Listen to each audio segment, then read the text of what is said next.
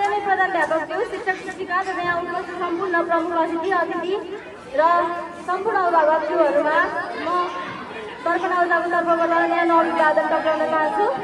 म यसै विद्यालय कक्षा 10 की अभिन्न छात्र हुँ र आज मैले एउटा छोटो मिठो कविता सम्पूर्ण आमाहरूको लागि समर्पित कविता लिएर आएको छु र मेरो कविता सार्वजनिक छन्दमा रचिएको कविता हो र यस कवितालाई कवि जीवन हरि शर्माले लेख्नु भएको हो।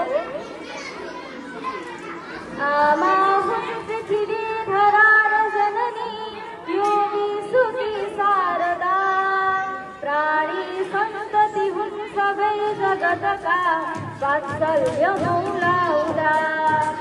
आमा हुन् धरती र गाउँ धरती बस्ती अँध्यारो हुँदा, न्यानो हुन्छ असाध्य मातृ ममता बाबु धनी धन दिदा।